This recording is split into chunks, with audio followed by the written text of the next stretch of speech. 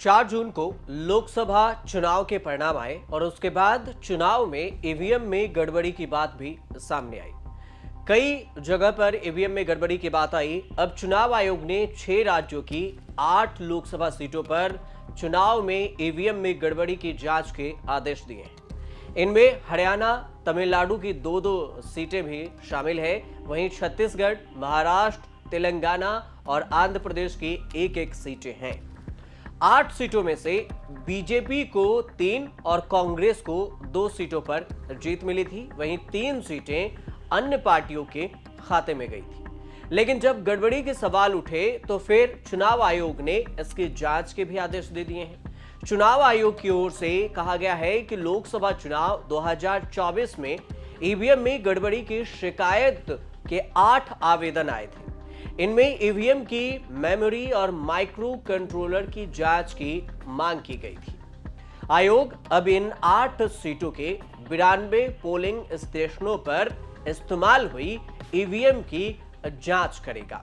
इसके लिए सब कुछ व्यवस्था भी कर ली गई है। लेकिन किन किन सीटों पर चुनाव होगा, आपको एक एक कर सभी सीटों की बात बताएंगे। इसके अलावा आयोग ने यह भी कहा है कि आंध्र प्रदेश, ओडिशा की 3 विधानसभा सीटों की ईवीएम के भी जांच के आदेश दिए गए हैं। आयोग यहां के 26 पोलिंग स्टेशनों पर ईवीएम में गड़बड़ी की जांच करेगा। किन राज्यों में किन सीटों पर जांच होगी, इसकी बात आपको सिलसिलेवार तरीके से एक एक करके बताते हैं। सबसे पहले हरियाणा लोकसभा सीट की बात कर लेते हैं। हरियाणा में किस सीट पर जांच होगी? राज्य की हरियाणा की करनाल और फरीदाबाद सीट की ईवीएम चेक कराई जाएगी। करनाल से केंद्रीय मंत्री मनोहर लाल खट्टर और फरीदाबाद से केंद्रीय राज्य मंत्री कृष्णपाल गुर्जर चुनाव जीते हैं। इन दोनों सीटों पर कांग्रेस उम्मीदवार की ओर से चुनाव के दौरान गड़बड़ी की आशंका जताई गई थी। तो वहीं करनाल से कांग्रेस के उम्मीदवार हैं दिव्यांशु बुद्धिराजा ने भी चुनाव आयोग को चिट्ठी लिखकर ईवीएम की जांच करने की मांग की थी। इसके अलावा अगर दूसरी सीट देखा जाए तो फरीदाबाद की लोकसभा सीट है। फरीदाबाद से कांग्रेस के उम्मीदवार महेंद्र प्रताप ने भी गड़बड़ी की आशंका जताई थी और इन दोनों सीटों पर अब ईवीएम की जांच होगी। इसके अलावा छत्तीसगढ़ लोकसभा की बात करें तो छत्तीसगढ़ की कांकेर लोकसभा सीट पर ईवीएम की जांच कराई जाएगी। कांकेर से बीजेपी के भोजराज नाग ने जीत दर्ज की है। उन्होंने कांग्रेस के बीरेश ठाकुर को 884 वोटों से हराया। इसके बाद कांग्रेस उम्मीदवार ने चुनाव के दौरान गड़बड़ी की आशंका जताई थी और इसको लेकर चुनाव आयोग में शिकायत भी की गई है और इसी में अब चुनाव आयोग इस सीट की भी जांच करेगी। दूसरी ओर देखिए महाराष्ट्र लोकसभा सीट, तो महाराष्ट्र के अहमदनगर लोकसभा सीट से चुनाव हारने वाले बीजेपी के उम्मीदवार सुजय विखे पाटिल ने ईवीएम माइक्रो कंट्रोलर के वेरिफिकेशन की मांग की थी। उन्हें शरद पवार की पार्टी एनसीपी शरद चंद पार्टी के उम्मीदवार नीलेश लंके ने करीब 29,000 वोटों से हराया था। दूसरी तरफ अगर लोकसभा सीट की बात करें तो तमिलनाडु की लोकसभा है। तमिलनाडु की वेल्लोर सीट से बीजेपी के उम्मीदवार हैं एसी सनमुगम।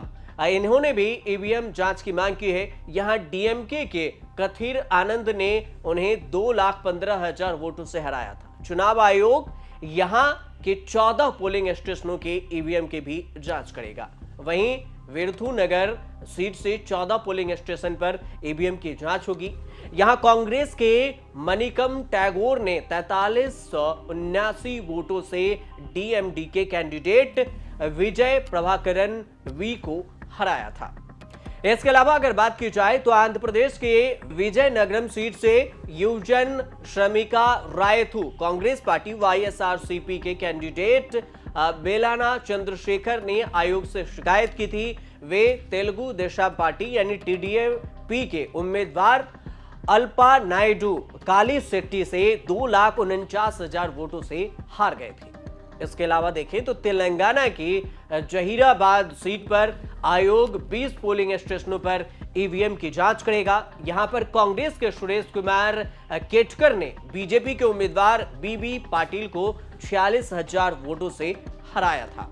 इन सभी सीटों की ईवीएम की जांच होनी है। लेकिन ऐसा पहली बार है कि चुनाव आयोग इलेक्शन कमीशन ऑफ इंडिया ने ईवीएम चेक कराने को लेकर गाइडलाइन जारी की है। 4 जून को काउंटिंग से पहले 1 जून को आयोग की ओर से यह गाइडलाइन आई थी कि अगर ईवीएम में कोई भी गड़बड़ी की बात आती है तो आप शिकायत कर सकते हैं। इसमें प्रावधान किया गया कि रिजल्ट आने के बाद जो भी सेकंड पोजीशन वाला उम्मीदवार है वह ईवीएम चेक कराने के लिए आवेदन कर सकता है। इसके लिए चुनाव आयोग की तरफ से एक ईवीएम चेक कराने के लिए 50,000 रुपए फीस भी रखी गई कि आपको 50,000 रुपए फीस देनी होगी। हालांकि इसके लिए उम्मीदवार को रिजल्ट आने के 7 दिन के भीतर ही आवेदन करना जरूरी बताया गया। और यह भी कहा गया चुनाव आयोग की तरफ से कि अगर ईवीएम में की मशीन में कोई गड़बड़ी होती है तो फिर यह पैसा आपको वापस कर दिया जाएगा। लेकिन अगर ईवीएम की मशीन में कोई गड़बड़ी नहीं होती है तो फिर यह पैसा रिटर्न नहीं किया जाएगा और इस पे जो भी खर्च आएगा वो खर्च आपको देने होगी। अब देखना दिलचस्प ये भी होगा कि चुनाव आयोग की तरफ से ईवीएम मशीन के, ध्यान देने वाली बात यह है कि ईवीएम मशीन की गड़बड़ी की जांच होगी, न कि इसमें जो वीवीपैट की मैचिंग की बात होती थी ऐसी कोई बात नहीं हो है। तो इसलिए ईवीएम मशीन में अगर कोई गड़बड़ी है तो इसकी जांच के लिए चुनाव आयोग ने ये बात और ये गाइडलाइन जारी की थी। अब ये भी दिलचस्प होगा कि इस मशीन में क्या कोई खराबी आती है या फिर नहीं आती है, ये सब जब जांच होगी उसके बाद ही सामने आएगा। फिलहाल आप देखते रहिए न्यूज़ तक।